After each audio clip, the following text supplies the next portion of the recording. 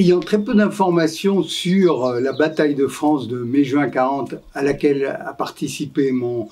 oncle, le commandant Pierre Grenet, à la tête d'une unité de bombardement d'assaut en vol rasant, j'ai fait des recherches au service historique de la Défense à Vincennes, où les archives se sont ouvertes depuis quelques années. Et j'ai pu détailler au jour le jour toutes les opérations qui ont été menées sur cette période. En tout cas, surtout début de l'offensive allemande, et en particulier, je me suis beaucoup intéressé au 14 mai 1940,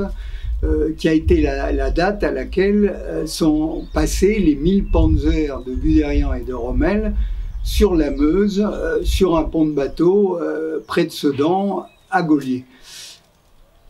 Donc on découvre dans tous les journaux de marche des unités de bombardement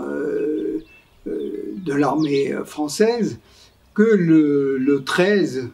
suite à des observations faites par les avions de reconnaissance, une colonne extrêmement longue dans le massif des Ardennes a été identifiée avec les plus lourds panzers de l'armée allemande,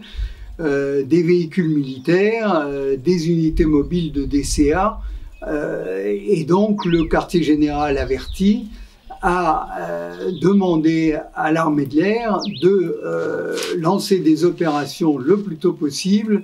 et donc le 14 mai,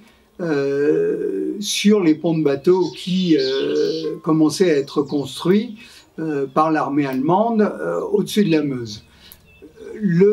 Dans la nuit du 13 au 14,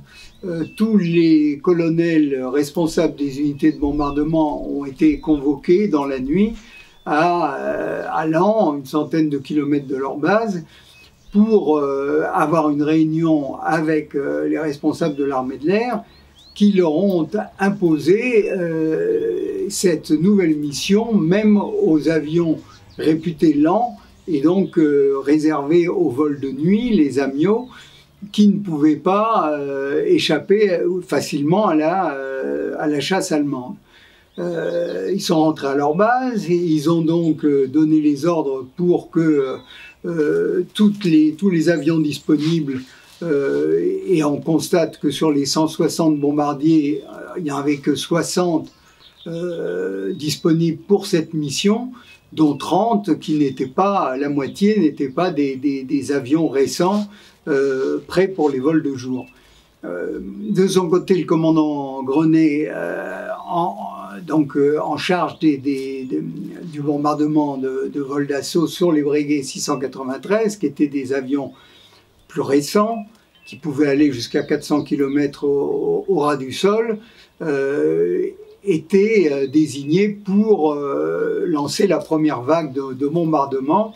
dès 9 h du matin. Or, 15 minutes avant le décollage, il y a eu un appel téléphonique du colonel Lacaille, le chef d'état-major du général Hunsinger, en charge du secteur de Sedan, qui a fait savoir qu'il allait lancer une contre-offensive terrestre et des bombardements intensifs par canon sur les ponts de bateaux, et qu'il demandait donc que les bombardiers ne fassent pas une mission sur ces ponts de bateaux, mais sur un autre secteur pour éviter des pertes dans les unités terrestres françaises à terre. Et régulièrement, pour toutes les vagues de bombardiers qui sont parties, on leur a dit très peu de temps avant le décollage que la mission n'était plus sur les ponts de bateaux, soit qu'ils étaient détruits, ce qu'on a vu dans certains messages, soit que la contre-offensive terrestre était en cours. Et donc, aucun bombardement, ni de l'armée française, ni de l'armée anglaise, n'a été fait ce jour-là sur le pont de bateau de Gaulier, et les 1000 Panzers ont pu passer, faire la percée de Sedan, et ensuite enfoncer tout le front français. Cet épisode, évidemment, pose beaucoup de questions et incite à explorer tout ce qui était autour de cette opération. Et donc, dans les témoignages légaux de Montmartre, on constate que la deuxième armée du général Hunsinger, au lieu de préparer une contre-offensive pour le 14 mai, a reçu des ordres du général Hunsinger, des ordres de retrait, des unités combattantes, un démantèlement des unités d'artillerie qui auraient pu effectivement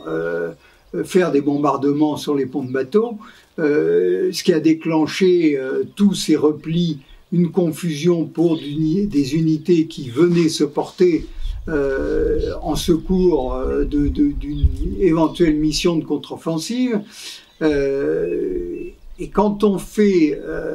le rapprochement avec le rôle du général Hunsinger, qui pour la suite a été le représentant de Pétain à l'armistice en juin 40 et ensuite son ministre de la guerre, qu'il avait démis de ses fonctions le général Rochard quelques jours après cette